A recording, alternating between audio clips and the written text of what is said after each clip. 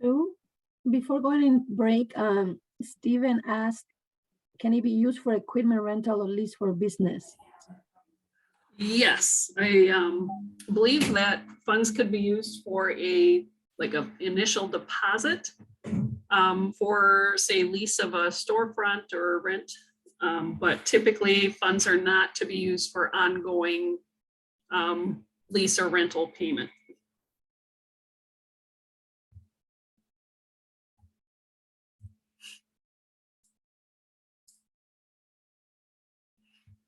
All right. Are you able to see my screen, the 5 main steps to FAIM? Perfect. So we'll go into program eligibility.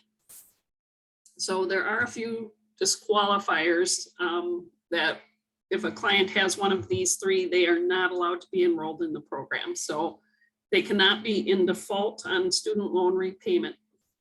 They can be deferred, but they cannot be in default. They cannot owe money to the government, so example, back taxes, and they cannot be in arrears on child support payments. FAIM is a custodial account, but I believe it could still be seized to be used for collection of child support payments. And so therefore, they are not allowed to enroll in FAIM if they are in arrears. So for residency, the applicant does need to be a US citizen or an eligible non-citizen. So usually a social security number or an I-10 number. Must be a resident of Minnesota throughout their enrollment in FAIM, so from beginning of enrollment through exit.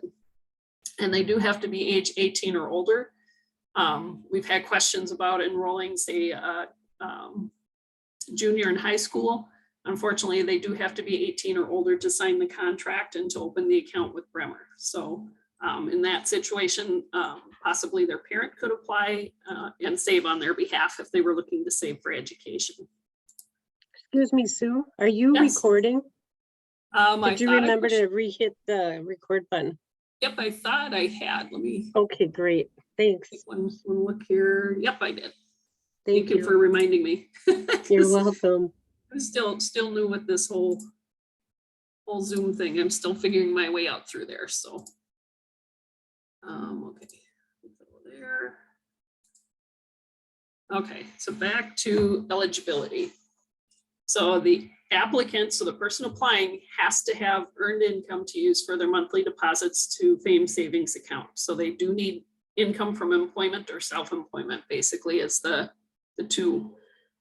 If they don't have the earned income piece, say they only receive, let's say, Social Security income, unfortunately, that is a benefit that would be considered unearned income, and that does not qualify them to use for deposits to their FAIM account, so they would not be eligible. So household annual gross income has to be at or below 200% of the federal poverty guideline for the current year. The new guideline is typically released about mid-January each year.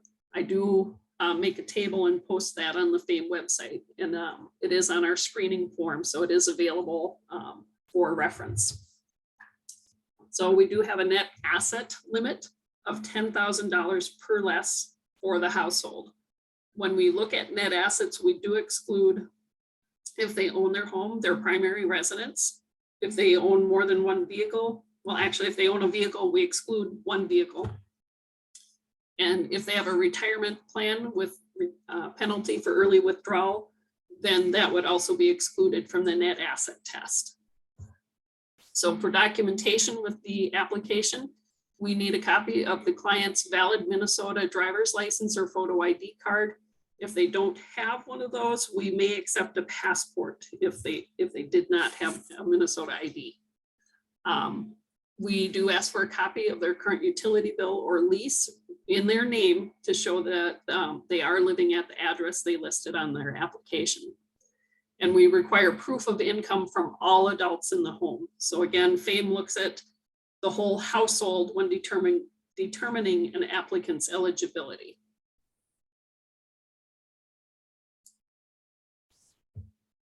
So to be eligible for FAIM, the applicant again must have earned income from traditional employment or self-employment. Their earned income that they have monthly has to be enough to make the deposits that they're going to make to their FAIM savings account, which is noted on the contract agreement they sign at the time of application. So if they're saving $2,000, or their goal is to save $2,000 during their enrollment, the goal would be to save $84 per month to reach it within their 24-month saving period. They are allowed, say they put that they're going to save $84 a month, but maybe they work less hours 1 month and they could only do 40. That's fine. We would like to see them do monthly deposits to FAIM savings, or at least quarterly deposits to their FAIM account. This time of year, a lot of people are getting earned income tax credit or working family tax credit. Those are considered earned income also, and they could do a lump sum deposit to their FAIM account if they are able to use those funds. Or say they got a Christmas bonus or something, anything as long as it's earned income. So unearned income is counted toward the household annual gross income. However, unearned income cannot be used for deposits to FAIM savings. So some examples would be unemployment, workers' compensation, child support, foster care stipends, cash assistance from the county, cash from family or friends, Social Security Administration benefits, pension, or wages earned while incarcerated. So we have had some incarcerated individuals inquire about the FAIM program, and unfortunately, we just learned recently that they would not be eligible to enroll while incarcerated, because I'm guessing that the income that they receive while incarcerated comes from federal funds, and so they consider it kind of double dipping. So the FAIM definition of a household is all individuals who share use of a dwelling unit as primary quarters for living and eating. We get a lot of kickback from coaches that it's not fair or whatnot. Unfortunately, this is a regulation or a statute that we have no control over. It's the definition that we have to follow. So we do require documentation of income from all adults age 18 and up in the home to determine if an applicant is eligible for the program. So total household annual gross income must be at or below 200% of the federal poverty guideline for the current year in order for that applicant to be qualified for the program. So an example would be, so say I was getting divorced and I moved back in with my mom because I was trying to save money to buy a house and I want to enroll in FAIM for home purchase. Unfortunately, because I moved in with my mom, I would have to use my income and hers to see if I qualify for the program because we live in the home together. About the only exception to that would be, I've seen like someone who's going to college and they have roommates and they aren't related. They have no relationship other than that they're sharing the apartment while going to college. In that situation, we would only need the applicant's income. So income documentation from all adults in the home. We prefer the federal 1040 tax form for the current year. So if someone was applying this spring, but they haven't filed their 2021 taxes yet, we could accept their 2020 federal 1040 until they file for the current year. Once they file for the current year, if they apply, then we have to use the current tax filing. If they do not have tax forms available, then we could accept all W-2s and income from any other sources for the previous year on earned and unearned from all adults in the home. Again, it has to be anyone age 18 or over. So another example would be, I am living with my boyfriend. Even though we're not married, we're both in the home together, we would count his income and mine to determine my eligibility for the program. So pay stubs are kind of our last resort. If they don't have their tax return or their W-2s available, we would need the 3 full previous months from the point they signed their application. So let's say they applied today, we would want December 2021, January and February 2022's income to determine their eligibility if they're using pay stubs. And then again, all other income sources for that period. Benefit award letters, unemployment statements, child support, contractual pay, foster care stipends, those would all be examples of unearned income that would need to be included with the pay stubs or the W-2s to determine eligibility. Any questions on household or whose income is needed? I have a quick question. So when you mentioned the scenario of the roommates, and sometimes with roommates, only one person is listed and has the utility bill in their name. So how do you deal with that if it's not the person applying? So I don't run into it a lot with a roommate situation. A lot of times if utilities are included in the lease, they don't have a utility bill for, say, the typical sewer, water, power, heat, whatever. If they are signed up for an extra service to that home, say cable, internet, we could use one of those in their name as a last resort. If it is strictly a roommate situation, so let's say my sister and I were going to college and we were sharing an apartment. In that situation, her income would be needed because we're related. Or again, the boyfriend-girlfriend situation or partners, we would need income for anyone who's related in the home. If it's strictly a roommate situation, then I guess we would have you contact me and we'll see what they might have available to document their current address. I've had questions about, well, their current address is on their driver's license. Isn't that good enough? Or their current address is on their federal tax return. Is that not good enough? Well, or on their pay stub. Unfortunately, some of those could be whatever address the person provides to that agency. So typically that's why we defer back to the utility bill or a copy of their lease. But again, if that is one of those is not available, contact me and we'll see what we can figure out.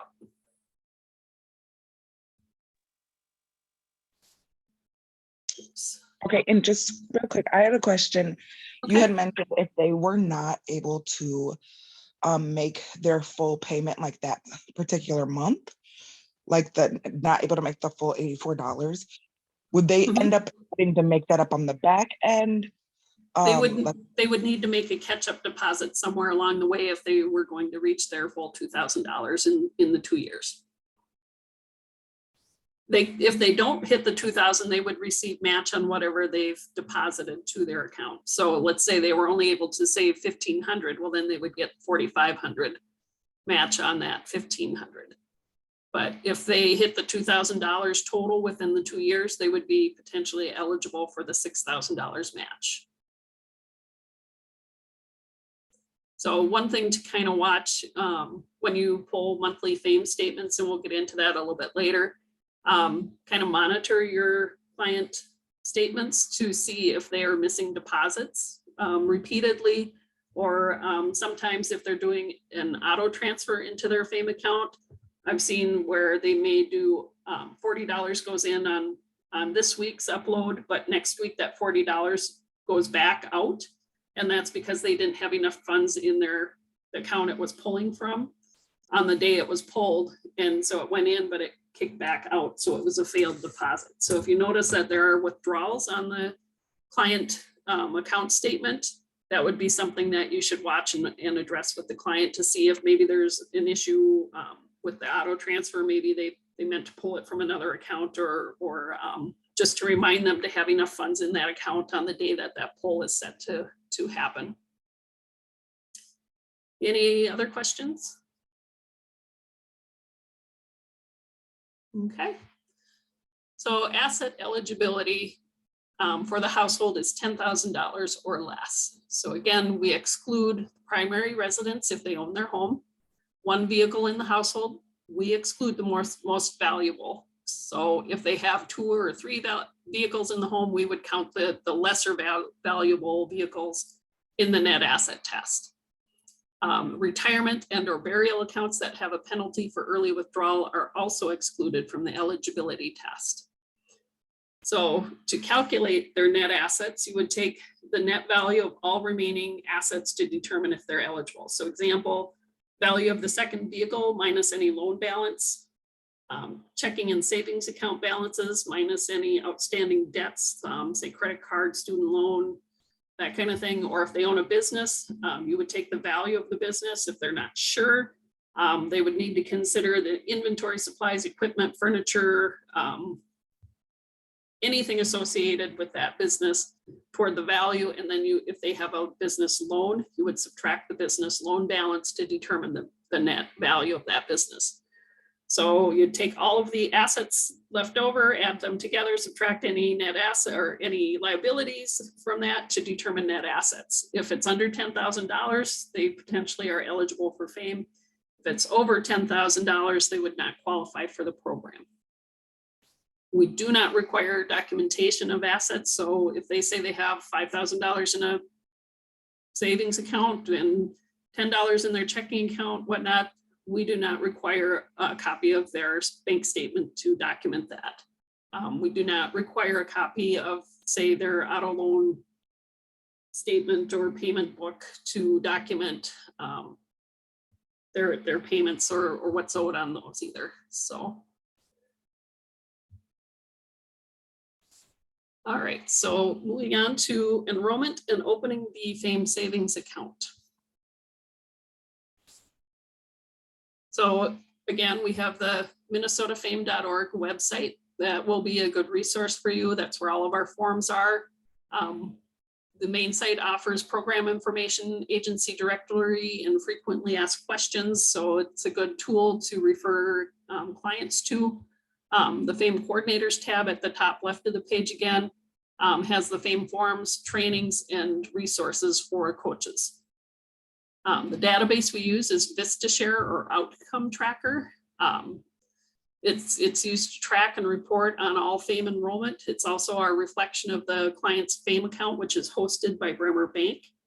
And again, I get a weekly bank upload that I do to the database. And so all FAIM accounts are typically accurate within about a week of their transactions. So bank uploads I usually do on Tuesday afternoon or Wednesday morning. So usually by midweek, you should have a good idea of what that client has available in their FAIM account.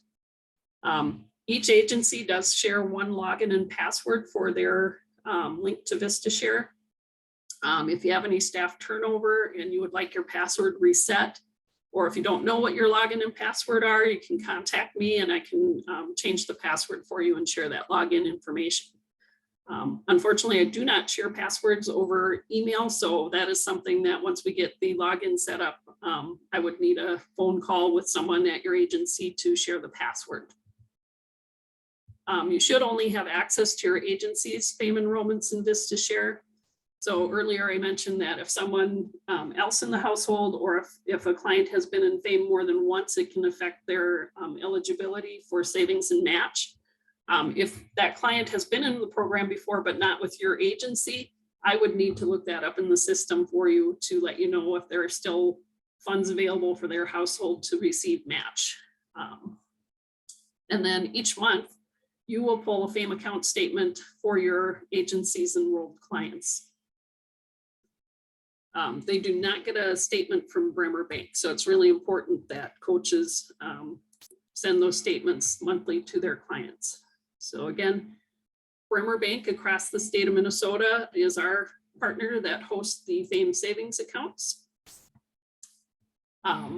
So let's just say a client was going to leave the program, something changed and they needed their FAIM funds and they're just no longer interested in being in FAIM any longer. So sometimes a coach will email me and say, how do you cut the check to them?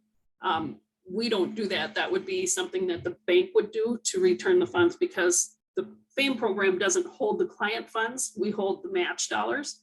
So the client savings are always their funds. It's just that once they're in the custodial account, so again, FAIM accounts are open as a custodial account. So aside from making deposits, the client does not have any access to the account at Bremer. They can't log in and check balances online. They can't make withdrawals, but the only thing they can do is make deposits. And I know I mentioned that they could make a lump sum deposit from earned income tax credit, or say they had a bonus or something one month, they put extra money in their account. Or they could put the full amount in 2 months and be fully saved 2 months into their enrollment. That's great. However, they cannot access their account without the program. So if they've made that full deposit at month 2, month 4, their car breaks down and they need $500 to fix their car and they don't have any money, so they want to get $500 out of their FAIM account. Unfortunately, there are only 3 reasons that we allow a withdrawal for emergencies out of a FAIM account. So if that client wants to put the full amount in, that's great, but they need to also know that they don't have access to those dollars and they could have to exit the program if they try to make a withdrawal without it meeting one of the 3 emergency criteria. So they do earn interest on their deposits, but the interest again is not matched by the program. Only the deposits that they make to the account earn the match dollars. The match funds are kept in a separate escrow account, which is held by my agency. So when a client gets to the point of doing a payout, their funds are transferred from their FAIM account at Bremer to my agency's account at Bremer by an internal transfer. And then we apply the match dollars and we cut a check to the vendor to do the payout for that client. So again, VistaShare is used to track the enrollment, FAIM client accounts and the match, etc. Bremer sends the weekly upload to me at WCMCA, and it includes the transactions for the previous Tuesday through Monday. And I do those uploads and do the report to VistaShare each week so that it updates the client account balances and adds the match to their account. So again, you, the coach, will send a monthly client statement to them on their FAIM account balances. They do not receive one from Bremer. And I will email the network when the previous month statements are ready to be pulled from VistaShare. So earlier this month, I sent an email to the FAIM network to notify that the statements for February 1st through to the 28th were available to be pulled from the database.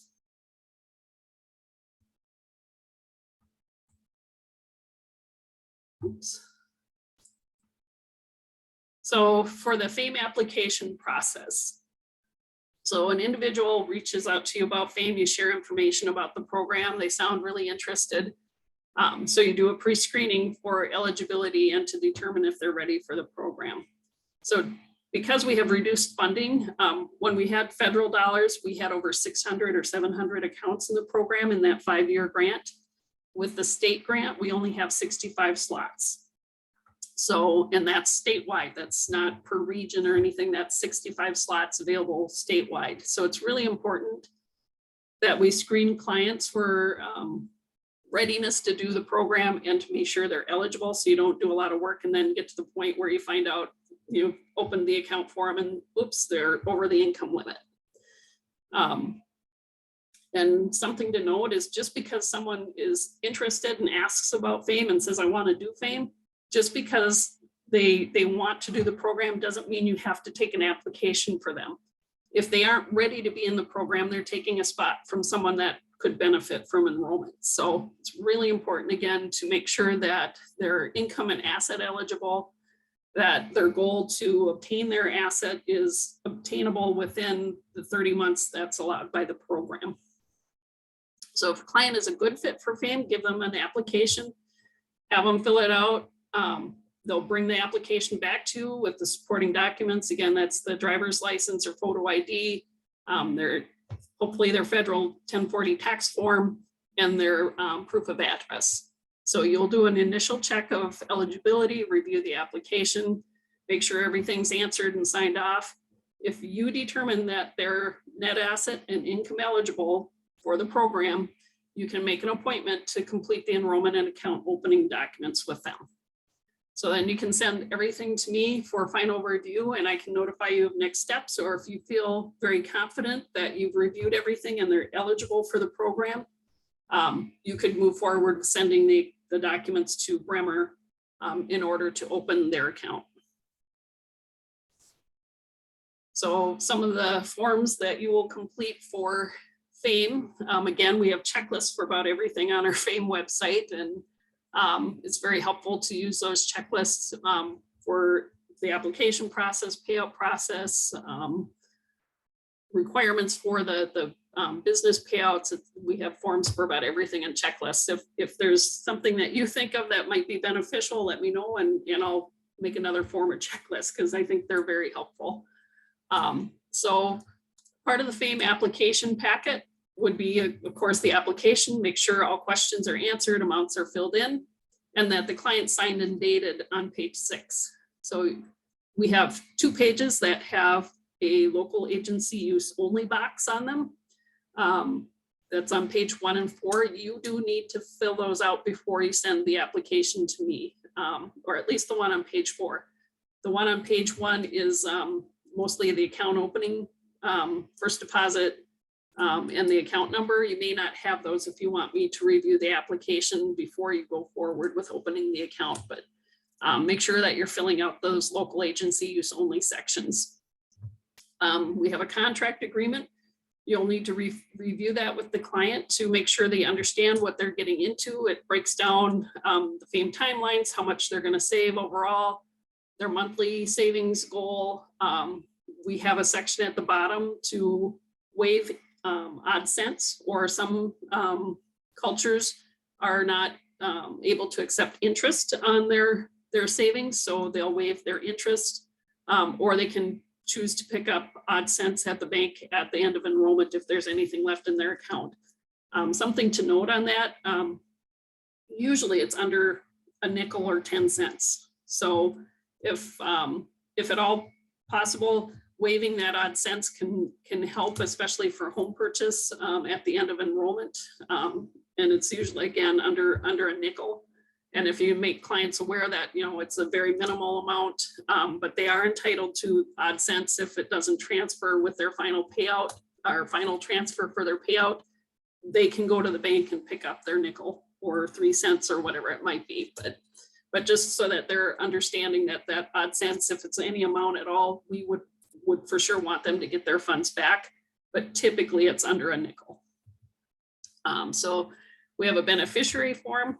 On that form, be sure that they have filled in all the requested information for the beneficiary. Basically, it's name, address, phone number, birth date. I think that's about it. Name, address, phone number, and birth date. Because if something did happen to the FAIM applicant, we want to be able to reach their beneficiary to get their savings returned to that family. One thing to note, I have had a few applications or beneficiary forms that came in and the client listed themselves. Unfortunately, that doesn't work if you can't take it with you. So please make sure that they designate a beneficiary. If they don't have someone that they want to put as a beneficiary, they don't have a close friend or family member to leave the funds to, they can designate, say, a charity or something. They would just need to provide that information on the form. We have a signature authorization for withdrawals form. Basically, that form gives the coach permission to sign the savings transfer request and not require the client to sign that form at the time of payout. Especially with COVID, that form has been very helpful with not being able to meet with clients in person. So if you get that form completed at the time of application, it is optional. But if you get that form completed, you would not have to get the client's physical signature on the transfer form at the time of their payout. And again, that's only for internal transfer of funds. It doesn't allow you to go to the bank and make a withdrawal from the client's account. It's just strictly to transfer the funds for their payout.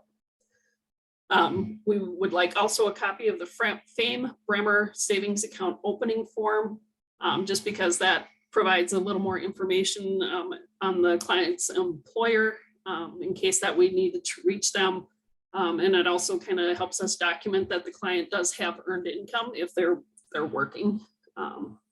So again, we require the income documentation from all adults in the home. Again, the federal 1040 is the preferred method. That is basically a one and done. If they have any other type of income in the household, it doesn't matter. We just go by, typically, I believe it's line 11 of the federal 1040. If you use W-2s, I forgot to mention, if you use W-2s to document income, we take line or box 5. And if you're using pay stubs, we use the gross income, not the net, to determine income. We also would like a copy of the applicant's valid Minnesota driver's license or photo ID card, and a copy of their current utility bill or lease agreement in their name to document their present address. So when you move forward with the account opening, there are Bremer forms that you would need to complete, listed here. One thing to note is that Bremer does not accept electronic signatures from outside their system. So they do require that any forms that we send them for a FAIM account opening are physically signed by both the FAIM applicant and the coach where it's indicated on the form. So again, the Bremer Savings Account Opening Info Form, certificate for opening an asset account, release of information agreement, signature authorization for withdrawals form, copy of their driver's license, because Bremer won't open an account without a copy of a valid photo ID or driver's license. And then optional, if the client would like to set up an auto transfer to their FAIM savings account, they can do that. We do have a form available on the FAIM website. However, if they're going to Bremer to do the signature card or make a deposit, I would suggest they go to Bremer and have Bremer help them set up that auto transfer. If they would like to do a direct deposit from payroll withholding, they are allowed to do that as well. So to open the account at Bremer, we have 2 options. During the pandemic, it was really difficult for clients to be able to go to the bank physically in person to open the account. So they do have an option to open the accounts electronically. I think that was also used by some agencies that are a little more remote and did not have a local Bremer branch. So the first option to open the FAIM savings account at Bremer would be in person at a local Bremer branch in Minnesota. I think if like some of the cities that are on the border like Fargo and Moorhead, I do believe it does need to be a branch in Minnesota, because I don't think that a branch from outside the state would pull into our bank upload. I think after the account is open, they could make a deposit at any branch, but I believe it does need to be opened within Minnesota. So you can either take the forms and go with your client to the bank to open the account, or you can make copies and give the originals to the client, put the copies in your file, and the client would take the originals along with their driver's license or photo ID and cash or check and go directly to Bremer to open the account and make their first deposit. We'd like to see this done within 10 days of completing those forms. We do suggest that they call ahead to see if an appointment is required to open the FAIM account. And I would suggest that they mention that they're opening a FAIM or IDA savings account, because I know at our local Bremer branch in Alexandria, I think there was only one banker that was opening that type of account. They will need to give you a copy of their FAIM savings account number and a copy of their deposit slip, because if they go to the bank without you, you would not have access to that information. Bremer would not send that to you. So the other option, again, during the pandemic, Bremer was very flexible with us, and they had us go through an electronic account opening process. So you would still do all the same forms, get the physical signature and a copy of the driver's license or photo ID. You would scan and email everything to depositservices@bremer.com. That goes, I believe, to their Lake Elmo location.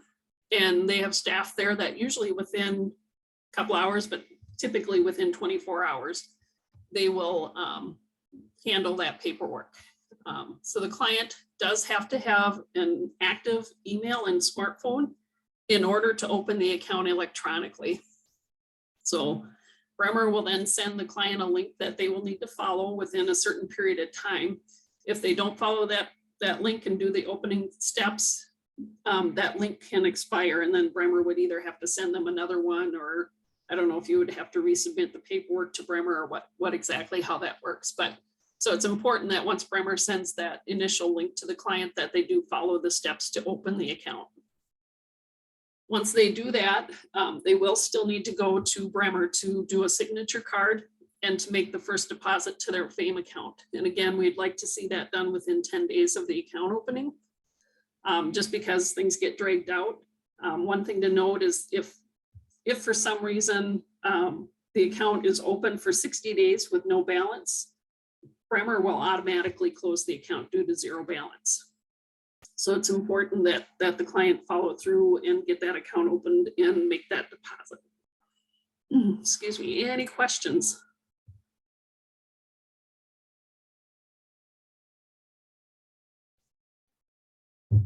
Okay. Ted had asked if what happens if it isn't done within the 10 days, but I think you just answered that. So as long as they do it within a few more days after, or what? I think the main thing is that they need to follow the link if they're opening electronically, because that link will expire.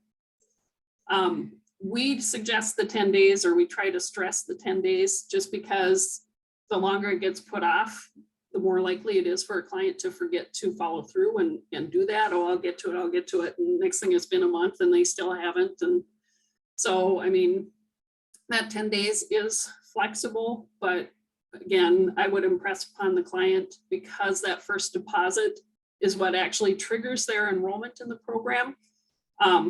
We don't want them to lose a spot in the program if they have not made a deposit, because again, that deposit, that first one, starts their timeline in the program.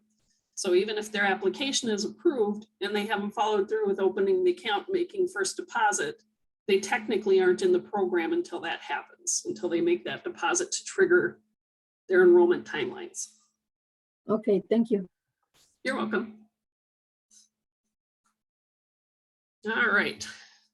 So the next piece is client training requirements. So all clients are required to complete 12 hours of financial wellness training and 10 additional hours of asset-specific training prior to being eligible to request a payout. So the 12 hours of financial wellness education, FAIM uses curriculums of 4 cornerstones of financial wellness, which is provided by LSS. We also, I think in 2018, started using FDIC Money Smart for adults. Both of those curriculum, I believe, are available, or links are available on our FAIM website under that coordinators tab. I'm not saying you can't use other curriculum, but those are the suggested curriculum that FAIM uses or recommends.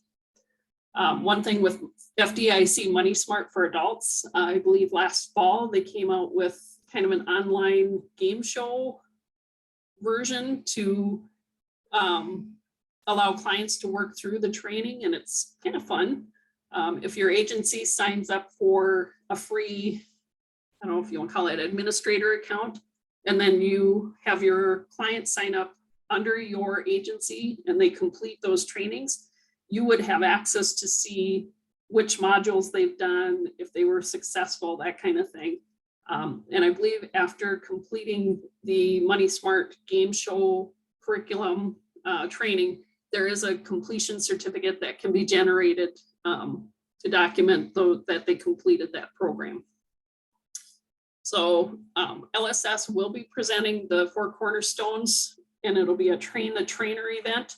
It's happening in May via Zoom, and it is being provided at no cost for the first 75 registrations, because thanks to OEO and MNCAP, they provided funding to support the training for FAIM coaches. And I think we had until March 23rd for coaches to sign up, and then they were going to open up the registration to anyone in the MNCAP network. So I'm not sure where they're at with registrations, if there's still some available, but if you'd like that link to be able to attend that training, send me an email at sut@wcmca.org, and I will get that sent out to you. But those trainings are set to happen, I believe, mid-May, and they will take place again via Zoom from, I believe, 9 till noon. And it's over, I believe, Tuesday and Thursdays for 2 weeks. So it'd be 4 sessions. So if the financial wellness training course that you provide to the client does not take a full 12 hours to complete, you can supplement that time with one-on-one financial counseling that you provide to the client. So that could be reviewing their credit report with them, creating a budget, working on a debt reduction plan with them, helping them establish or build credit, anything to help them improve their financial situation. And then you would just track that in your system or put a note in the file to document the hours that you did to supplement to reach the 12 full hours of financial wellness training. So we do recommend that you schedule financial wellness training for the client early in their enrollment, because in the 2085 grant, completion of that financial wellness training is the trigger to receive your coaching dollars. So once that training certificate for your enrollee is submitted to me, I will add it to my tracking and I'll pay out those dollars to agencies on a quarterly basis until they're spent out for 65 clients.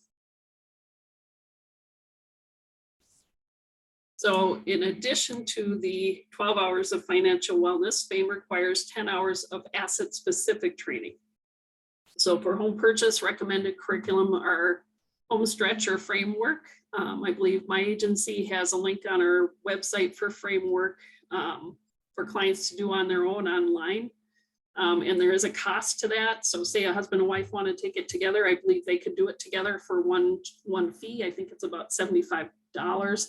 If they took that course and your agency chose to reimburse them using the coaching dollars we provided to you, that is totally up to your agency if you want to reimburse the client for the cost to take that training. Post-secondary education, some activities that count toward the 10 hours, and there's a tracking sheet to give the student or the applicant to be able to track their hours. Doing career exploration, if they go to like a job shadow day or something, that can count. If they take Acuplacer or ACT testing, ACT, time spent with a guidance counselor or college admissions, taking a tour of a campus, all those types of educational activities would count toward their post-secondary education asset-specific training. For business development, creating their business plan, working on their budget, working with the guidance from their mentor at SCORE Neon, the Small Business Development Center, talking to an accountant, a banker, insurance agent, attorney, any of those type of professionals to work with them about building their business. They could take a course maybe through community ed, say a QuickBooks course or something. That would all count toward their 10 hours of asset specific training. For personal vehicle purchase, we do have a car care buying curriculum. If it doesn't take 10 hours, you can supplement it by the client talking to their insurance agent or lender if they need a loan for the balance. If they're buying a car worth more than $8,000, they can research suitable vehicles, what might work best for them. They could talk to mechanics, anything related to that vehicle purchase or maintaining a vehicle would count toward the 10 hours for vehicle purchase. Let's see, it says we offer at NEDA free of cost on certain months. Check our webpage for registration and we have them in English and Spanish. Laura, what type of training do you offer on certain months? Is it the framework or the home purchase? I'm not sure which training. The home stretch. Home stretch, perfect. Home stretch. Yeah. Thank you for sharing that. No problem. All right. Does anyone want another break or should we kind of push through? I don't want to drone on and bore people out of your minds. So, okay, I've got one that says continue. All right, we're getting close. And I don't anticipate that this is going to go until noon. So I think we will finish a little early, which is just fine and dandy. If you have any questions or anything, again, jump in and let me know and I'll address them. So obtaining the asset or making the purchase. So the client must contact their coach and allow us 21 days for processing their payout request. It doesn't always take 21 days, but we need that time so that the coach can complete the forms, send the payout request to me at FAIM admin, and for me to process it. Sometimes there's follow-up needed, so I might kick back that I need another document or a form or something wasn't provided. And then we only cut checks once per week at my agency. So in order to cut the check and for that check to reach that third-party vendor by first-class postal mail. Excuse me, so checks are cut once per week. Typically, it's the end of the week on Thursdays, and they go out on Thursday afternoons in the postal mail. And generally, for a home purchase, that's the track that usually we need that 21 days. Because if I get a payout, say by Thursday or Friday at noon, I typically can get everything hopefully processed. Their funds can get transferred, and I can usually get everything put together and submitted for payout the following week. So my deadline to turn things into my fiscal office is Tuesday morning in order to get a check cut on Thursday of that week. So if we cut it too close, I can't promise that we would get the check cut that week. So then it would push it out a week to the next one. So again, for home purchase, usually if they have a home closing set, right away they know when that closing date is. They need to contact their coach and let them know that they're going to be needing a payout. So the client, in order to receive a payout, has to show documentation that there is an eligible expense. The FAIM payment has to go to a third-party vendor. We can never send the check to the client for their payout request. I know business development, we do send the check to the client's business. We're not sending it to the client, we're sending it to their business. So it's kind of a loophole. But again, we're not sending it to the client, we're sending it to their business. They do have to provide follow-up documentation to show the asset has been purchased or obtained. So for home purchase, that could be a closing disclosure. For education, we consider the final billing from the college after the drop add date, the follow-up documentation for that. For vehicle purchase, it would be a copy of the purchase agreement and the title to show that the vehicle was obtained. And for business asset, we don't require any receipts to show how they use the funds, because we're in the understanding that they will spend their FAIM funds according to what they described in their business plan. So we don't require documentation on that. If someday that could change, but for now, we don't require follow-up documentation for business payout.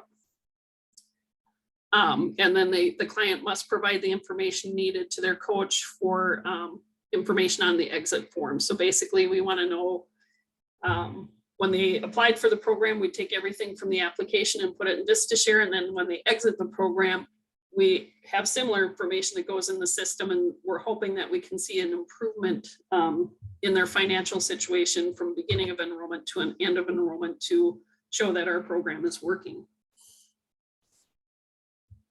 So to obtain the asset, again, we have a FAIM coach checklist on the FAIM website. Again, checklist for about everything. If there's something I missed, let me know, and we'll look into creating a new form or seeing what we can do to make things easier for coaches. So all payout requests will require a matched withdrawal form, a savings transfer request form, possibly a signature authorization for withdrawals form if the client signed one when they entered the program. Education notes form to document trainings completed and any services provided to the client during their enrollment by your agency or by the FAIM coach, and then the supporting documentation for that asset track. If it will be the client's final payout, we'd also ask that you work with them when they come in to request their final payout to complete their exit form, because we find that if you don't do it when they request their payout, they're hard to reach before their payout. Well, once they get the money and they're moving into their new home, they're going to be even harder to reach to get that information that you need for the exit form. So we'll go through some asset examples.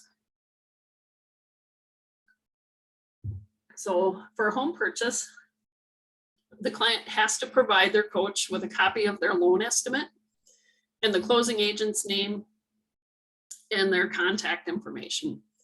So once you receive that from the client, you will need to contact the agent to verify the closing date and time, notify them that FAIM will be sending a payment, how much that will be, and that the funds have to be used for down payment and or closing costs at the time of closing. Funds cannot go back to the client. If they don't apply them at closing, they would need to come back to the FAIM program. And then let the closing agent also know that the FAIM funds need to be listed on that final closing disclosure as a payment for the buyer. The FAIM coach will submit the payout forms and loan estimate to me at FAIM admin. I'll process things and again, get the check cut. For a home purchase, again, it's very important that we have that 21-day lead time to make sure that we can get the check to the closing company in time. If a client comes to you and says, I'm so excited, I'm buying my house next Friday, we will do our best to get a check cut and sent overnight. However, the cost to send the check overnight, if we can do it, would have to be either paid for by your agency and you could request reimbursement from the client. And so I would invoice your agency and your agency would send my agency a check for those fees. Generally, that's around $35. If they ask about doing a wire transfer, we don't typically do those. We prefer to cut a paper check and mail that to the closing company. After the closing date, the client should get a copy of their final signed closing disclosure and the FAIM payment should be listed on, I believe it's page 3 or 4. So make sure that you follow up with the client, maybe remind them on the day of closing, if it's at all possible, that they come by and give you a copy of their closing disclosure so that you can send it in to wrap up final things for their payout. For education purchase, as soon as possible, before the term drop add date, the client needs to provide you a copy of their the student's itemized term billing and their class list. If they wait until after the drop add date and they have other financial aid, student loans, grants, scholarships, we can't promise that FAIM can make any payment because we would be the payer of last resort, I guess. And if there's only a $20 balance or something left, typically FAIM doesn't cut checks for under $100. So if they are registering, say in August, they're registering for fall term or July, as soon as they get their class list and billing statement, they should come to you and say, I want to pay out for my fall term. You'll check to make sure they've completed their financial wellness and their 10 hours of education training. You'll check VistaShare to see how much they have available for their payout. Make sure they've met their minimum enrollment period. Once you verify the amount that they are eligible for, if say their term is $3,000 and they only have $2,000, well, savings and match available. So that's all we could pay at that point. So you would then do a third-party billing form or TPD, and you would send that to the college as a promise of FAIM payment on the student's account. It's really important that that third-party billing is sent to the college prior to the drop add date or as soon as possible, because typically what will happen if they get our third-party billing and the student has other sources, say grants or scholarships or student loans, FAIM will be listed first as a payer on the final billing. And then we can still pay our full amount, even if some of the funds are over what's owed for tuition. Those other sources can be returned to the student. FAIM funds can never go back to the applicant or the student. So if our funds cannot be applied in full to the amount on the college billing, those funds have to be returned to the program.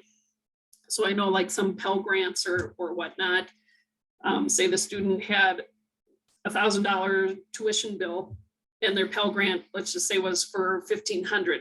They would potentially get $500 paid out to them that they could use for other education related expenses or whatnot. FAIM funds cannot do that. If we were going to pay $1,500 and the student's bill was only $1,000 because they dropped a course or something, we would have to adjust our payout to match what that final billing is. So you would send the third-party billing to the college as a promise to pay on the student's account. And then you'll send all the forms, including the third-party billing and the class list and college billing, to me. And I will prep everything on my end so I'm ready for that final bill to come from the college. Once I get that final bill, I would reach out to the coach and let you know if the amount changed, if we're on track to pay what you sent in, and if any adjustment needs to be made to the savings transfer request form that you would send to Bremer. So for FAIM payouts and exits, I prefer that you do not send anything to Bremer until I give the okay, just because if funds transfer too soon, my agency is not supposed to hold client funds in our account for any period of time because the client does not receive interest on that. And then also if something happened and we transferred all of the client funds to my agency's account, typically Bremer will close the client's savings account because it would have a zero balance. If that payout failed for some reason, I now cannot transfer the client money back to their savings. And so we'd either have to exit the program or hopefully do a payout within a short period of time so that we aren't holding their money.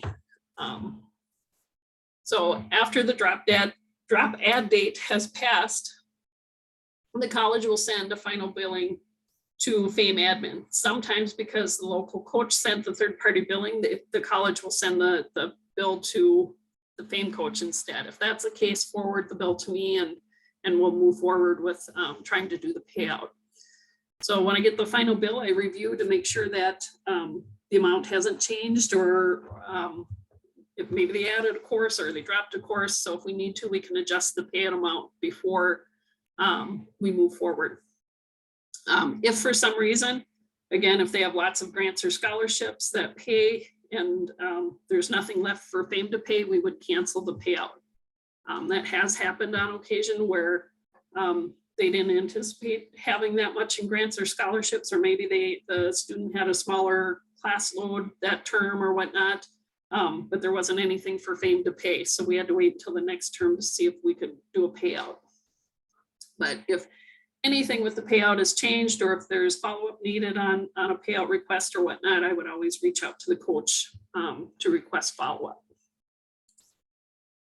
So for business development, again, this asset track has the most requirements. So if you have anyone applying and doing the business development asset track, my recommendation would be make sure they have a solid idea for their business startup or expansion, and connect them with the Small Business Development Center or SCORE, NEON, some type of business development center or organization, because it does take some time to create a business plan, budget, and if they're working or have a family besides, it can be really time consuming to try and get that work done. So if they wait till the last minute with this federal 0953 grant that we're closing out now in this next week, we do have several clients who have waited until the last minute. And so they're really cutting it close to get their payout completed before we close that grant. We don't want clients to lose the match that they've earned on their savings or for all the work they put in on getting their trainings completed. We don't want them to have to exit without a payout because they didn't meet the time or requirements in time. So again, if at all possible, connect a business development client with a mentor as soon as possible during their enrollment so that they can work on their requirements. If they finish their requirements and they have their business plan completed in 6 or 9 months into enrollment, that's great. They would be ready to request payout if they're fully saved once they hit that year and a day minimum enrollment period. So the mentor will provide guidance in creating the detailed business plan, 12-month budget. 12 to 24 months is what we ask for. 12 is the minimum.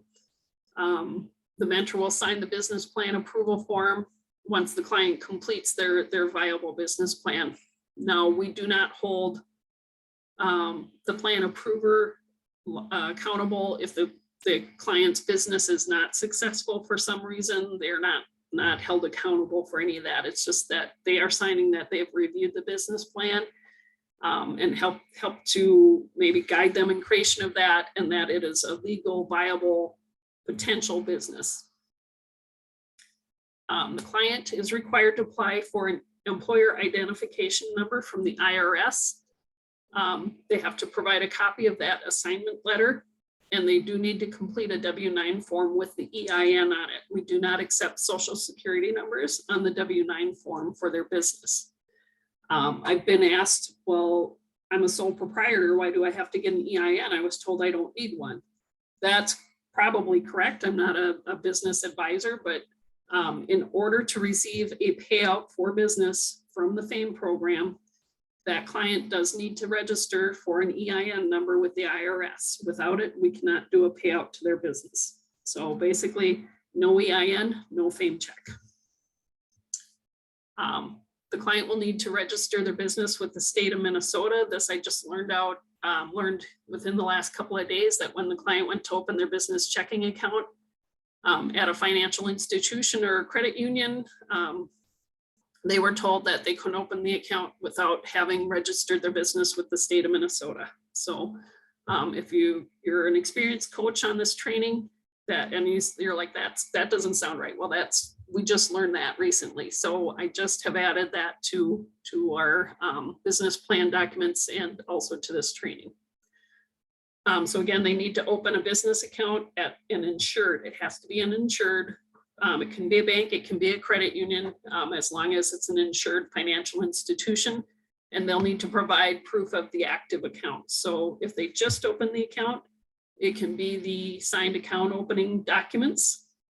If they've had the account for a few months or whatnot, and they have checks, we would take a copy of a check or a deposit slip, but it can't be a starter or a counter check with the information handwritten in. It has to have the information imprinted on the actual check, if that makes sense. The FAIM payment will be sent to the client's business. So say I'm doing doggy daycare, and so the check would be cut to doggy daycare and sent to doggy daycare, attention Susan Tennis, at my address. So again, we aren't paying the client, we're paying their business. Once they get the check from FAIM, they need to take it to the bank and deposit it into their business account, and they are expected to spend it as they indicated in their business plan. Again, at this point, we don't require any follow-up on that. We are taking their word that they will use those funds for the business as they expressed in their business plan, with the use of FAIM funds that they provided the list of. We do ask that they retain their receipts for any purchases made during or using the FAIM funds for at least 7 years in case of program review or audit, or in case they have a tax audit. So I've been asked if FAIM funds are taxable. It's my understanding that the FAIM grant match that they receive is not taxable, and the funds that they used to make deposits to their FAIM savings account were from earned income that were already taxable. So they should not have to claim their FAIM payouts on taxes. With business, I was under the impression at one point that if they received the FAIM funds, say in 2022, they need to spend those funds within that same fiscal year, or there could be tax implications. So that might be something to keep in mind, that if they're not going to use the funds within the year they receive them, they might want to check with a tax preparer to see if they're going to have any tax penalty on those funds in their banking account, because it's my understanding that it could potentially be considered income if it's sitting in their account. But Again, I'm not a tax advisor or bank business advisor, so don't take my word on that, but we would like the client, if they're not going to use the funds right away, suggest that they talk to a tax preparer to see if there would be any implication due to not using those funds right away. So for vehicle purchase, again, this is new, and I've been told this seems really cumbersome, and how's this going to work? It has worked for Cornerstone, which is the agency's curriculum and payout process that we based our vehicle purchase asset track on. So it's kind of a work in progress. We'll tweak it as we go if we need, but in order to do vehicle purchase, the client will need to provide you with copies of the signed vehicle purchase agreement, the title, both sides, the lien release, if there is one, Kelly Blue Book or NADAguide.com. We want to see a vehicle value printout for the vehicle they plan to purchase. Just again, we want to make sure that they aren't overpaying for the vehicle. We have a vehicle inspection form on the website. We want to see that the vehicle they're buying has a passing grade, so they may need to take the vehicle to a local mechanic or trusted service shop to have that vehicle inspection completed. They will need a valid driver's license and proof of current insurance at the time of payout request. So again, if they don't have a valid driver's license at the time of application and they're going to do vehicle purchase, that should be a goal that you set with them to work on during their enrollment. So when they get to the point of requesting payout, that they have that license in place.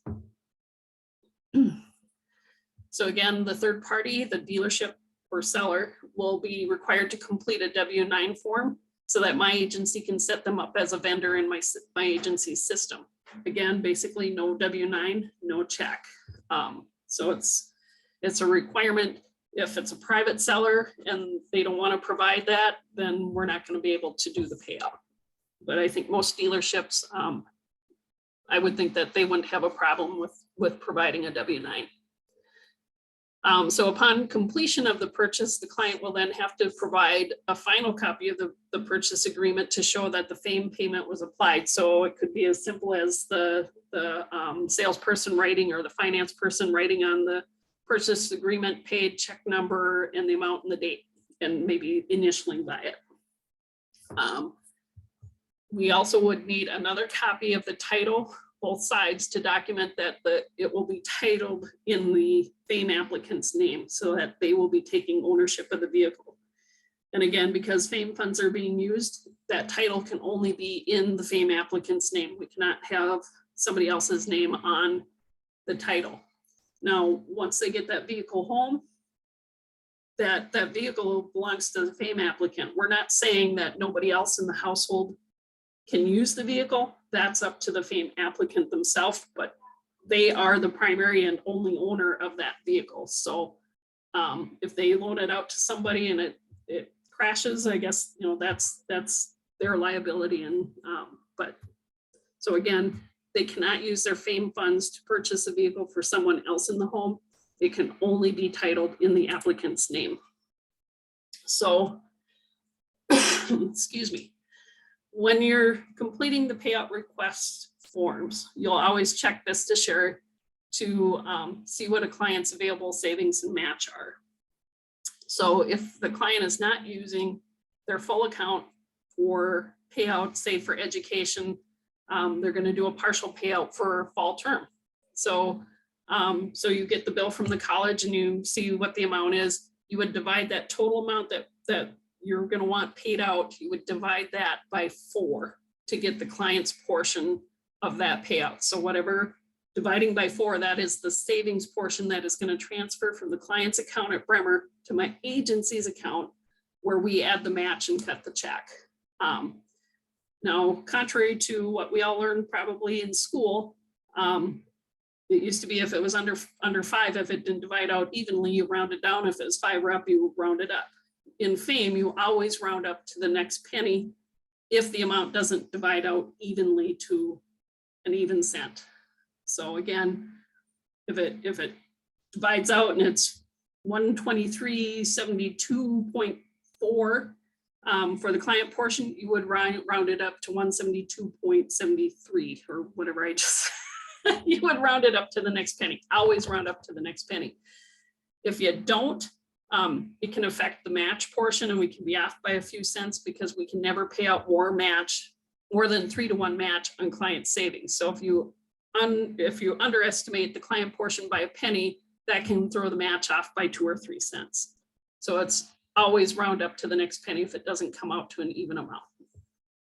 So again, that's the amount that you would transfer from the client's FAIM savings account to my agency account where we will add the match. So to determine the match portion on the client's payout, you just take the total that you're requesting from that college billing, you would subtract the client's portion, and that will tell you what your match portion is. So that match amount, again, comes from my agency's escrow account where those funds are held. Let's see. All right, so this is kind of an overview of part of the IDA tab in VistaShare. So when you go to VistaShare, you'll log in, you will search for your client, pull up their record, and then there'll be 4 or 5 tabs across the top. So the IDA tab will show their current balance, their match balance, and the total they have available. So account balance is the total savings and interest in the client's account at Bremer as of the last upload. Generally, it's completed on Tuesday afternoon. So this account balance of $2,000, this client put in the full $2,000 on March 21st. Their match balance is $3,000. And you might be wondering, well, why, if they're eligible for $6,000, why do they only have $3,000 match on their $2,000 account balance? That's because they just enrolled and they haven't met their 1 year and 1 day minimum enrollment. Once they hit that 1 year and 1 day, the other $3,000 will hit their account, and it will reconcile, or it'll adjust on that anniversary date. So then you would see the full amount. So as of today, this client potentially has $2,000 savings, $3,000 match for a total balance of $5,000. They don't have any interest earned. If they did, this is the actual amount they've deposited. Any interest they had would show up in the account balance. If they'd had a payout, the matched withdrawal or the total payout that they've received would show in the matched withdrawal section. Now, again, this client potentially has a total balance of $5,000 available, but they have not met their minimum enrollment period of 1 year and 1 day to request full payout, or 6 months and 1 day to request a half a payout for their from their account. So again, the match balance is the potential match funds earned on savings, not interest. And that's as of the last upload. So again, usually transactions are current through Monday afternoons, banking transactions. And I get the upload on Tuesday afternoon typically, and usually I try to get it done same day or next morning. So usually by early morning Wednesday, you should know what your client's current balance is. If they've contacted you to request a payout and we haven't done the upload for that week, and they said, well, I did a deposit yesterday, you could always call Bremer and request, or deposit services and request what the client's current balance is, that we can determine their eligible savings and match. So again, the client must be enrolled for a minimum of 1 year and 1 day from first deposit date to be eligible for full match on their savings. So again, for education, we would allow a payout at 6 months and a day if they've completed their trainings and needed funds for that fall term if they just enrolled. The total balance is the current savings and interest, including match, that they potentially have for payout if they've completed trainings and asset requirements. So again, the $5,000 on here could potentially be a payout once they've hit their minimum enrollment and completed their trainings. All right, hopefully that's all kind of making sense. Some things will make more sense once you've gone through the process once or twice. As you're going through things, if you ever have any questions or anything, don't hesitate to reach out to me by phone or email. I try to respond within the same day or 24 hours, but I would rather have you say call and we have a 5-minute conversation than have you sit for 15 minutes and use your valuable time to try and figure out something that I can answer for you in a few seconds. So don't ever hesitate to reach out to me. So the last part of FAIM is the exit and closing the client FAIM savings account. So again, we have a checklist. We have a checklist for most everything. It's available on the FAIM website. It's very helpful to use as a reference guide. There are forms that you'll complete. Doesn't matter if the client leaves the program with or without a payout. You'll be required to do a FAIM exit form. I use that to close the FAIM file and VistaShare record and update our information. There's a FAIM savings account closure form that's used to close the client's account at Bremer Bank. It's very important to make sure you have the client's current address that can be listed on that form. If you don't list the correct address, Bremer will cut the check and send to whatever you have on that form. And if that check gets lost in the mail, Bremer will not replace it for 90 days because they want to make sure that check doesn't clear the bank. If your agency is willing to potentially cover that return of savings check, because we did have this happen a couple of years ago where the coach sent the savings account closure form to Bremer and she hadn't verified the client's address with them. The bank cut the check. Well, it turns out they had moved and the clients did not get their funds, and they checked with the people who were living at their old residence and nothing had turned up for them there. And I don't know if they did a forward at the post office. So those checks did not turn up, and that agency was not willing to cover if those checks surfaced at the bank and the new checks were cut. So those clients had to wait 90 days. It was a husband and wife, and it was a couple $1,000s, I think, that they had between them in their accounts.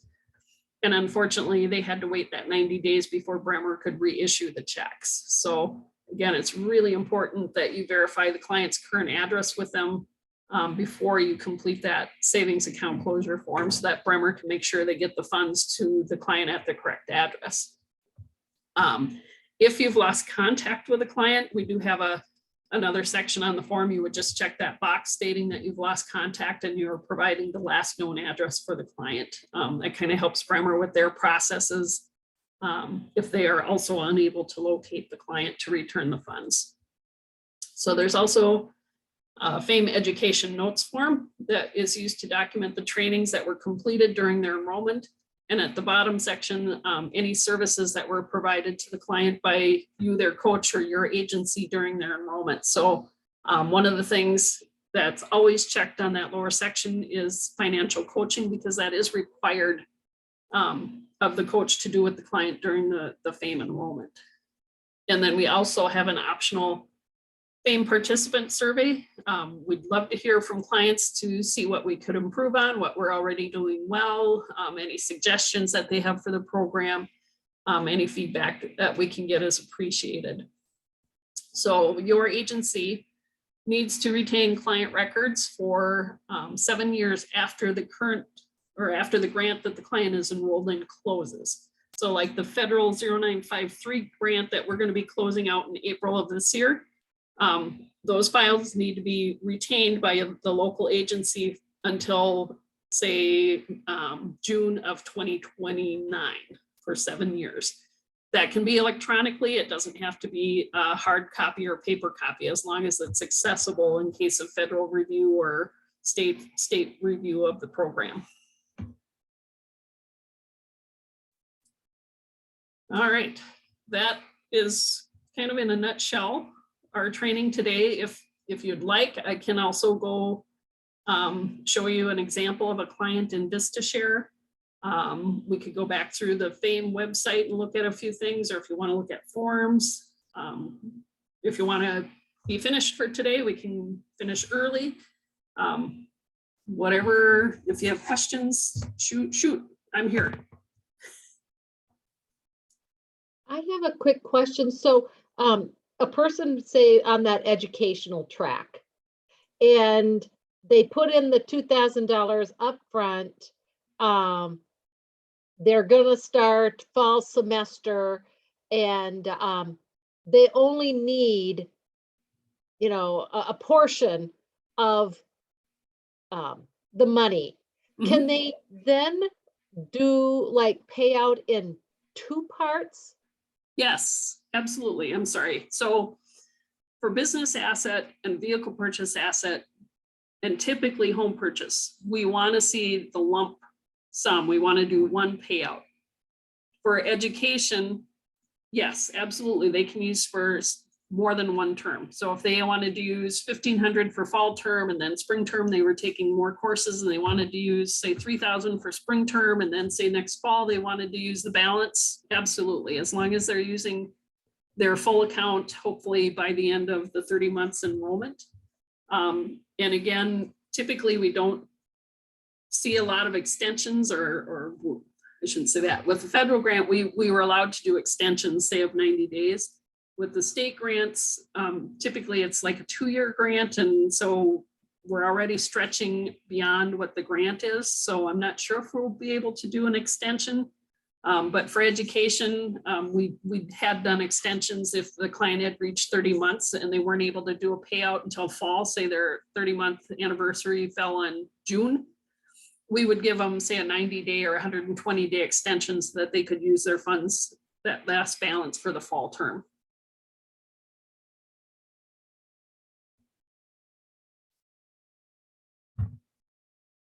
Anybody else have any questions, or do you want to see anything with the database? Or I have a question about, I know with the FAIM program, you said that like if they wanted to kind of overfund their account, like you said, people are starting to get taxes right now.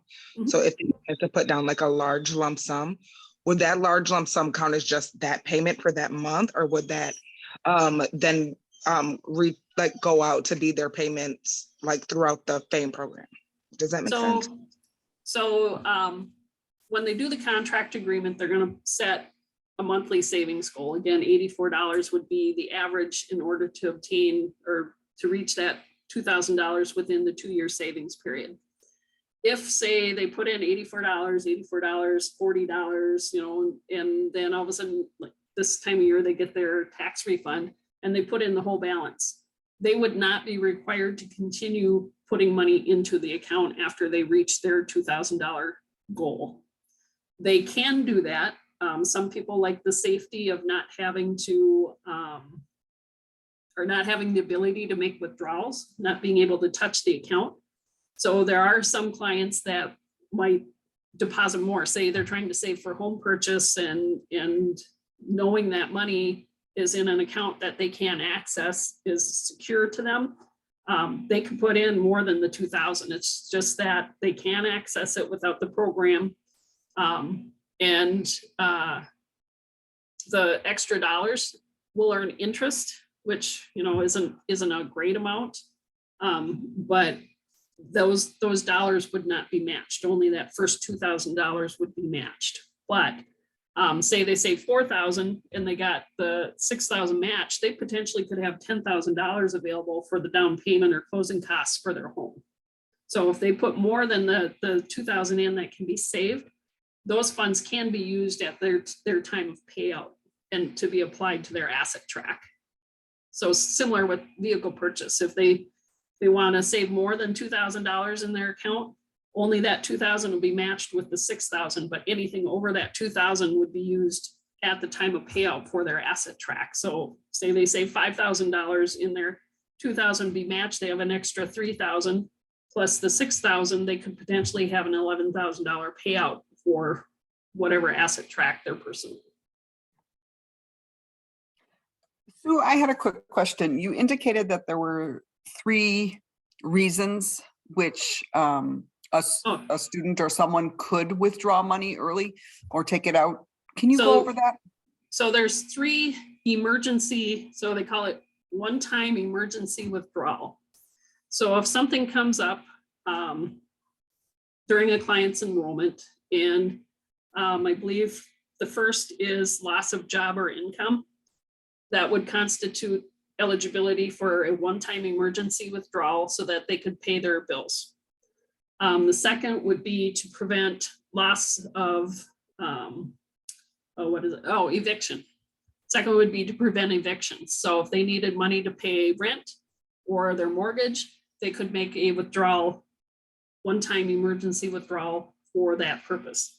The third, I believe, was to pay medical expenses for the FAIM applicant or a family member. So if they needed to access their FAIM account to use funds for medical expenses, those are the only 3 emergency one-time withdrawal from the FAIM account.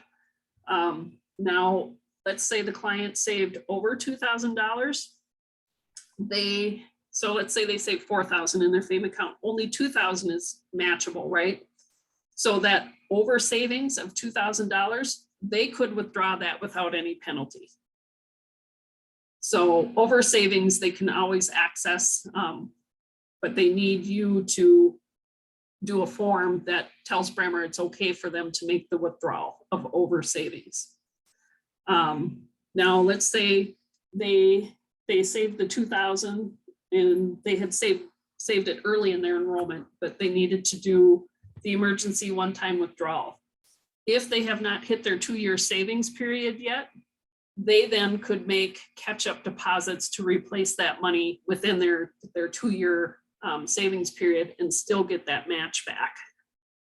So if they do an emergency one-time withdrawal, you should create a plan with them to replace those funds within their 24-month saving period so that they can recoup the match that they would have lost. Great. And Thank you for explaining that. Pay interest on that, right? Or they don't get penalized, I mean, as long as they do it within the time period. Correct. Okay. Good. As long as they are still within their saving period that is eligible to receive match, they can recoup the funds that were withdrawn for the emergency one-time withdrawal. Okay. It looks like we have someone that would like to see the database, so we'll work on that. Before we go there, do we have any other questions that I can help with? And I know there was a lot of information provided today, and I'll try to get this training posted to the website here, hopefully by early next week. And if there's ever any questions, again, don't hesitate to reach out to me, phone, email. I'm happy to help. There are no silly questions. You're helping me learn too, because I don't know everything. Sometimes I have to look things up. So it's good for me to learn too. And to also know where I can improve information for our coaches.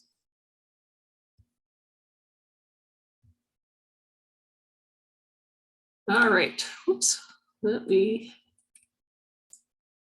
go. Oops. All right, I thought I had my database open here.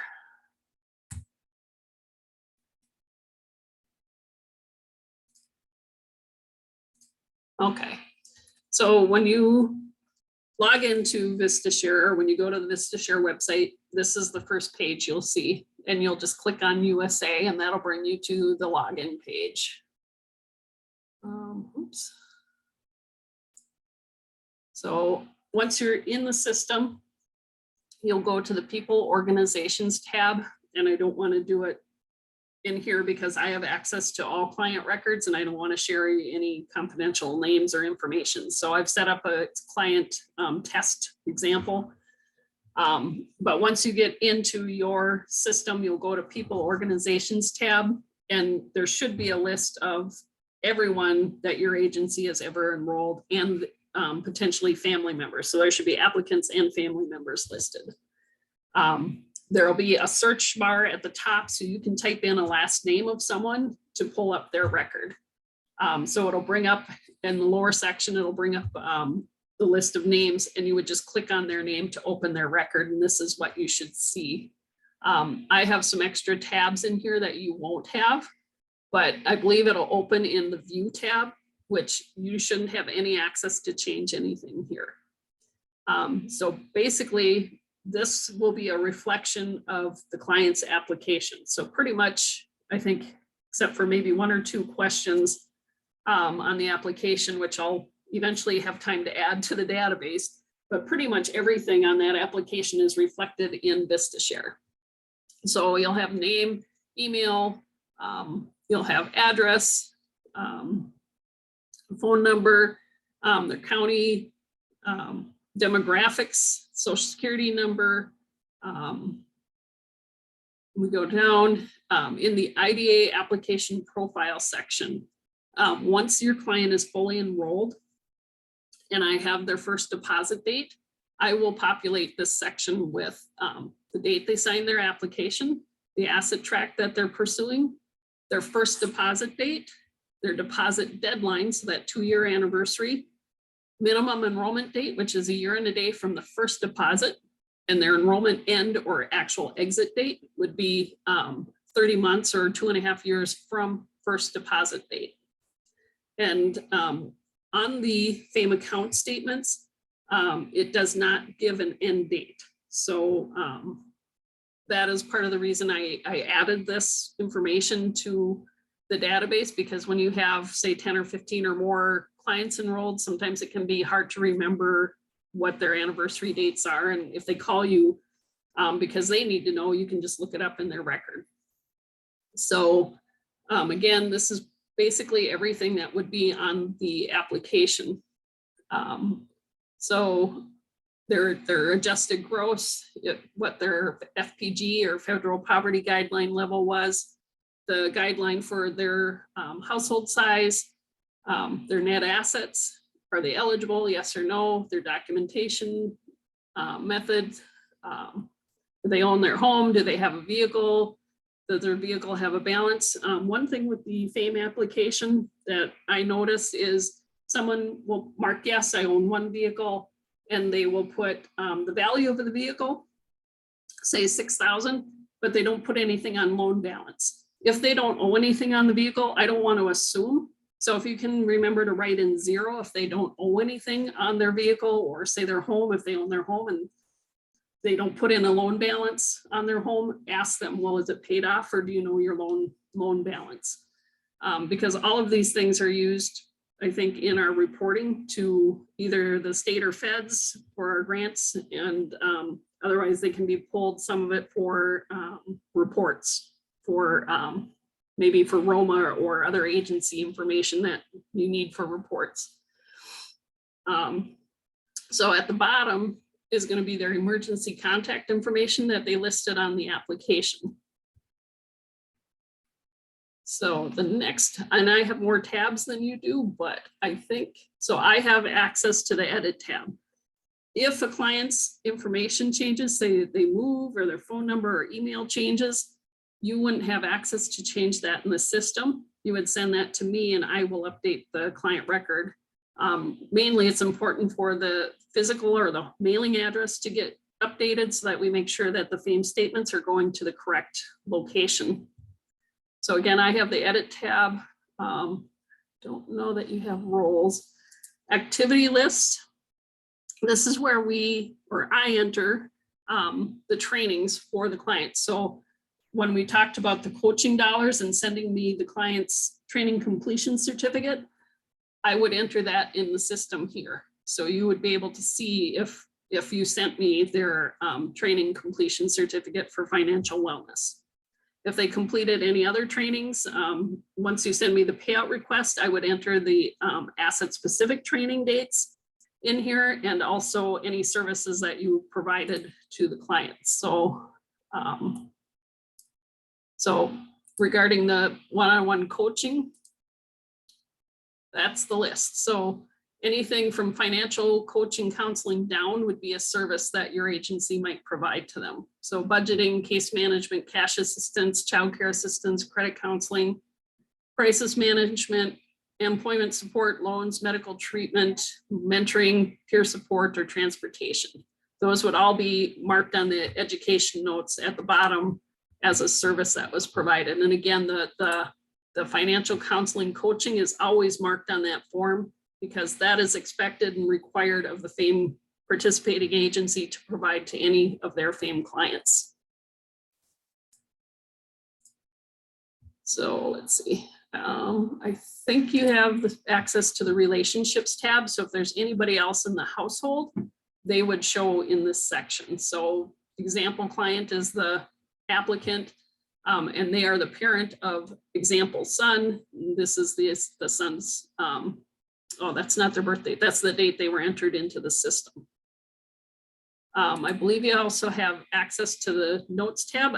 I'm not positive if you're able to enter, but I can enter notes in here. Sometimes if an application is pending follow-up, I'll put a note in, or if I'm working off site, I'll enter if they waived odd cents on their contract agreement or what asset they're saving for. But if you have access, feel free to use that section to add notes. If it's something you only want to see, once in a great while, I'll enter a note that just a reminder for myself. If you click private, you should be the only, or your agency should be the only one that is able to see that note. So IDA account tab. So this is where you'll go when you're ready to do a payout for the client. So you'll see the account number. The open date is actually the first deposit date. You'll see their account balance. This is the match they earned on that amount. This is the total that they have in their savings and match together at this time. And they have not had any matched withdrawals. So when you get ready to do a payout, I believe it does, well, you'll do a savings transfer request form, and it's going to ask for the FAIM account number. You should also have that information written on your paper copy or put it in your electronic file for your client. So you should have their FAIM savings account number in there. But I would suggest that you refer to VistaShare for the open date or actual first deposit date, just because I verify those with the bank upload when I get it. And sometimes the client, maybe they went to the bank and, well, I did it this day, but they didn't provide you the deposit slip to verify that, maybe they were off a day or two. So we want to make sure that we have the correct first deposit date, because again, with the minimum enrollment period, they cannot have funds transferred out of their FAIM savings account for a payout until they actually hit the minimum enrollment. So that year and a day or 6 months and a day. If funds are transferred early, it's a technicality. I can't match those funds, and they would have to be transferred back to Bremer and then wait a day or two and then transfer them over to my agency again. So it just creates extra work. So it's really important to make sure that the client has met the minimum enrollment period. I believe you'd probably have access to the assets tab also. Once the client receives a payout from FAIM, I enter information regarding that asset into this section. I don't know that you have access to add or modify, but you might have access to view that. If the client's been enrolled more than once in FAIM, you would see multiple account numbers and open dates here. So you would want to make sure you're using the current account. If you're not sure which grant that your client is enrolled in, because agencies that have been with us for a while, we had State Grant 2083 last year and 2005, and now new this year's Grant 2085. And the way you would know is down here, there's an intended use, and I've put the grant number at the end of their asset to indicate which which grant they're enrolled in. Also the match source group, if you have access to it, and again, I apologize, I'm not sure what you see when you log in, but it's also listed under the match source group, which grant that the client is enrolled in.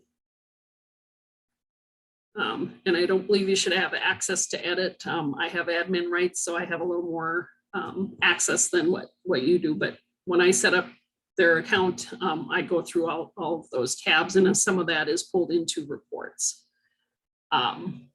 So again, I don't believe you have family members. You might have access to client and family. If there was anyone else ever enrolled in that household, they may show up here. But say the households weren't linked, they may not always show on that tab. So if you ever have a question, if anyone in the household has ever done FAIM before, or if a client that's asking to enroll says, well, I've been in the program before, but they weren't sure if they got a payout. If you send me their full name and birth date, I can look them up in the system to let you know if they've been enrolled, or if I can determine if anyone in their household's been in the program or not.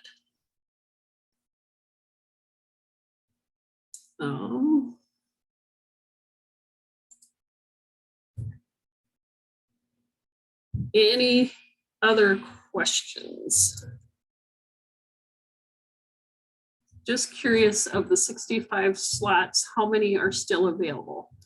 So as of yesterday, I don't have an exact number. I do have some follow-up application information to process. But as of yesterday, I had roughly 30 applications that have already been submitted for those 65 slots. About 20 of those are approved and actually enrolled in the grant, and the rest are pending follow-up. So that could be some are approved and we're just waiting for that account opening to happen with first deposit, or it could be maybe there was an application submitted and it was missing some documentation or information needed to be able to verify net assets. So once that follow-up is provided, that client could potentially be enrolled. But as of yesterday, about 20 are enrolled, but there are 10 applications pending. From where do we get the statements to send the participant? So I don't know that I can pull them up for you, because if I pull them up, if I run the report, I don't want to share client names and information with you. But you would go to the reports tab. There's a participant summary info, and we do have instructions on pulling FAIM statements on the FAIM website as well. You would click on the IDA statements tab. At the top, you will select monthly statement. You would select your agency. So I'm at West Central Community Action. You would click on Bremer Bank. Adult is the type of program. The account status should already be marked for you. I don't change anything here except the statement begin and end date. You want to make sure you are pulling the previous month. So if you're in March, you would pull February 1st to 28th. Once we get into April and I've done the upload and reconciled the accounts, you would pull March 1st through March 31st statements. If you wanted to put a message on all of your client statements, you can do that here. This would print at the bottom of the client account statement. So if you had, say, a financial wellness training coming up and you want to invite clients to join or notify them, you could put that on here. Financial wellness coming March 31st at 10 a.m. Please call to RSVP or whatever, and that would print at the bottom of all the reports. So would click run report, and I believe it'll bring up a little tab that you'll have to click on to open the download or to download the file, and then you would save it or you could print it, and then you would send them out to clients. And it's up to you whether you send them electronically by email, or if you mail them a paper copy, however it works best for you or your program. But we do ask that you send them out monthly so that the clients are inspired to see their savings grow, because I don't know, seeing my $80 get $240 match on it would be pretty exciting to me. But so we think that would be very helpful for clients to keep interested in the program and be inspired about what they're accomplishing. Will we have access to this PowerPoint and recording? Yes, I will post the slides. There is a PowerPoint from December on the website. I did add a few slides to this one, but it's very similar. So if I don't get this one posted right away, you could refer to that because the information is pretty much the same. But I will do my best to get this, at least the PowerPoint posted and the recording. I may have to have help from IT to try and shrink the file so that I can post it, but I'll try to do that by early next week if IT is in. Okay, perfect. Was wondering if it was through Bremer or with this platform. Oh, the statement. So the statement, again, Bremer does not provide any statements to the client. It is up to the FAIM coach to print a statement from VistaShare and send those out to your participants. Yeah, you did answer everything in my question. Thank you so much. Okay. Are we able to begin enrolling clients with completing the application forms with our client? Yes. As long as your agency has submitted the FAIM contract or participating agency agreement and work plan to my agency, you should be able to move forward with enrolling clients into the program. And if you have any questions about the process for that, feel free to reach out to me. I do think I have a FAIM statement somewhere. Let's see. Thought I had one available that I could show.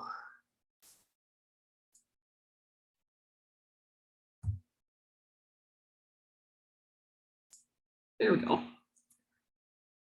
So if you're still with me, this is a FAIM account statement. That this is what they look like when you generate them from VistaShare. So participant ID, their last 4 digits of their account number would show the account opened. Again, that's the first deposit date.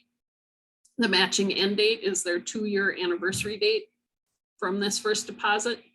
I wrote in exit date on here because I think it would be helpful for the client to know that information, that they do have a timeline to follow in order to use their funds within the 2.5 years. Bremer is our financial partner. This client's intended use was home purchase. And again, the 2083 refers to the grant that they're enrolled in. So the client name, address, and city, state, zip will show over here. Your organization's information here, the coach's information. Down at the bottom, you'll see that this statement was for the period of February 1st to the 28th. Their match rate is 3 to 1. Their maximum savings matched will be the $2,000. Their savings goal, according to their contract agreement, was $84. The remaining savings that they need to deposit that could earn match is $1,242. If they had hit their $2,000 goal, that date will show here. So once they're fully saved, and if you see a date here, that will tell you they're fully saved. So at the beginning of February, they had a $674.02 balance. They made an $84 deposit. They had a cent interest. They now have $758.03 as an ending balance. So total deposits are $758. Total interest is 3 cents. Again, interest is not matched. Their ending balance is $758.03.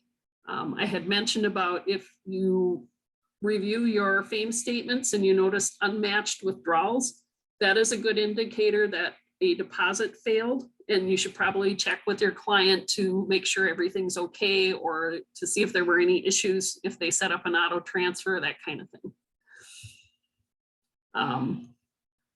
So they have earned $2,274. No, let's see. Yeah, they deposited $758. They've earned $2,274 on that $758.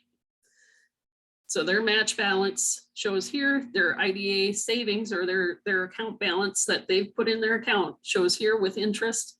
And the total balance they have available for payout is $3,032.03 if they've met their minimum enrollment and completed their required trainings. And if they have any asset requirements, such as the business development has a lot of requirements, if they've met every everything, they could request a payout of $3,032.03.